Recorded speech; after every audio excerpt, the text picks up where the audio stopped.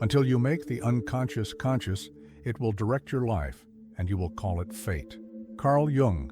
Have you ever noticed that some situations in your life keep repeating themselves, as if you're caught in a hidden loop, led by something you can't quite grasp?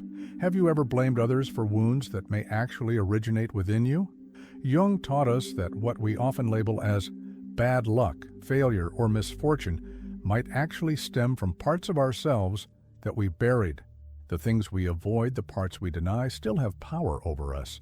They lead from the shadows, silently, persistently.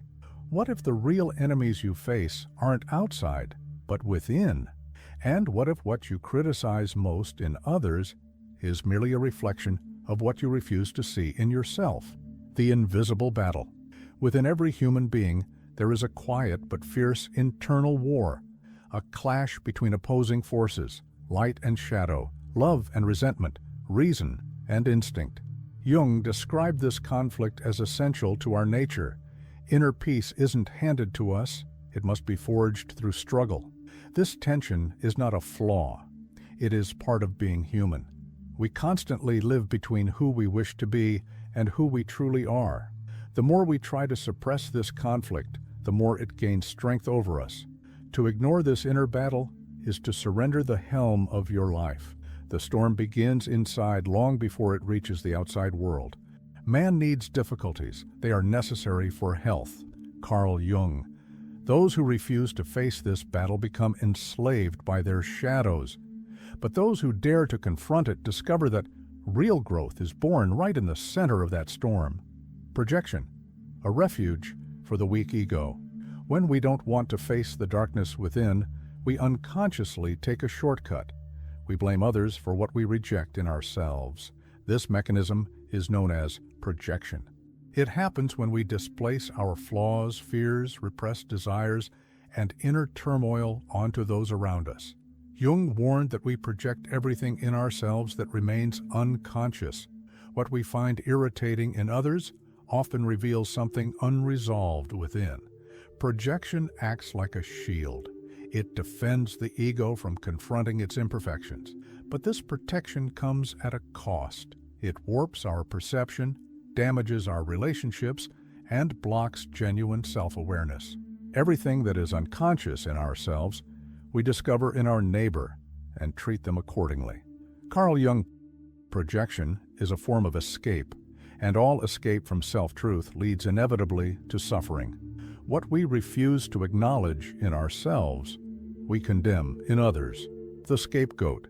When projection becomes habitual, the mind starts seeking a fixed target, someone to carry all the weight of what we can't bear in ourselves.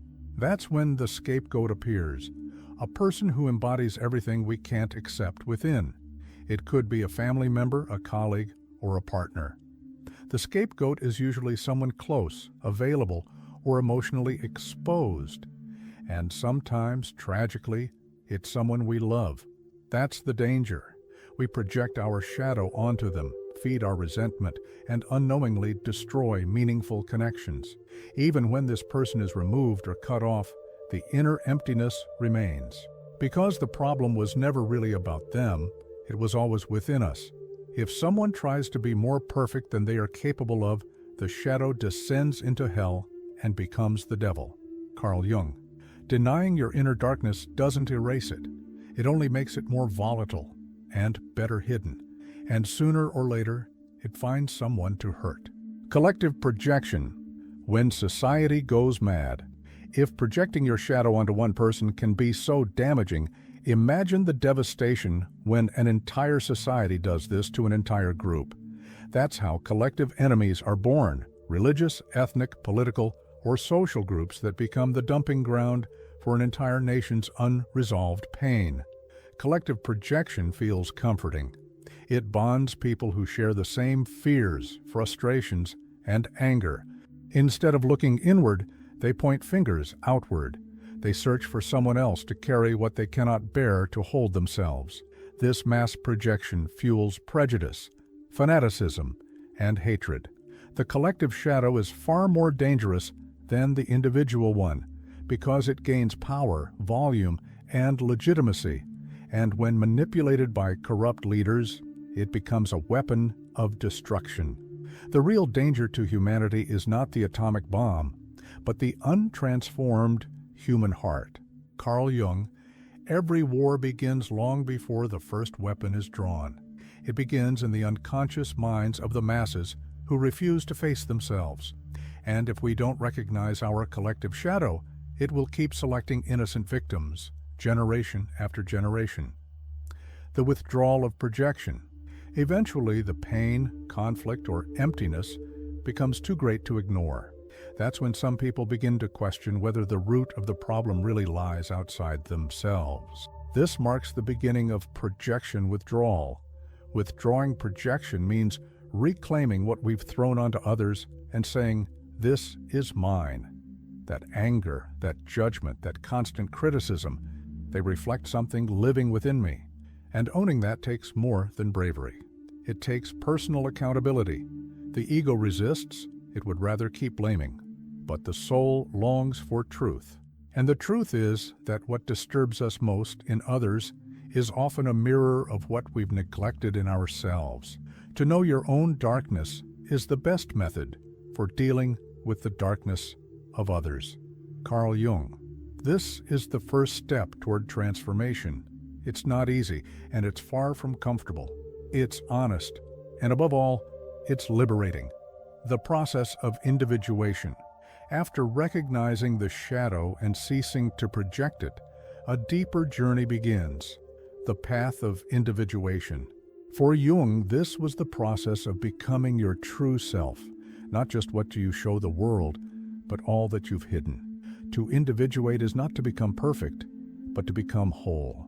It means uniting your opposites, light and shadow, virtue and flaw, strength and vulnerability.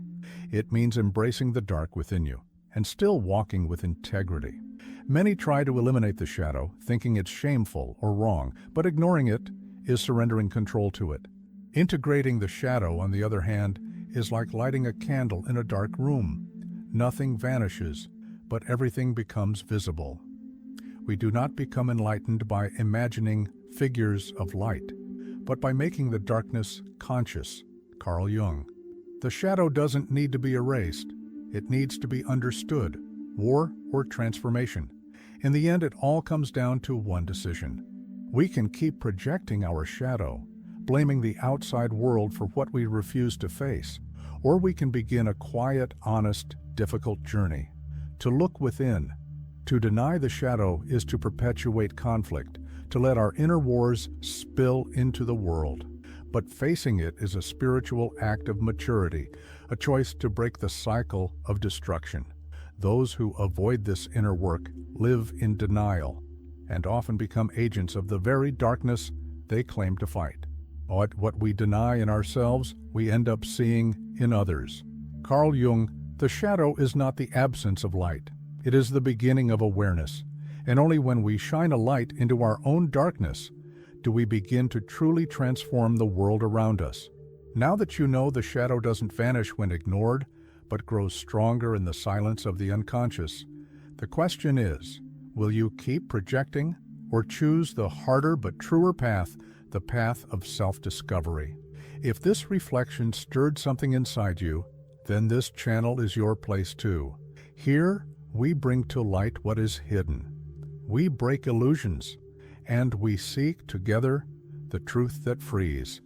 Like this video and share it with someone who needs to awaken. Subscribe and walk with us on this journey between shadow and light. Join our community of faith and transformation.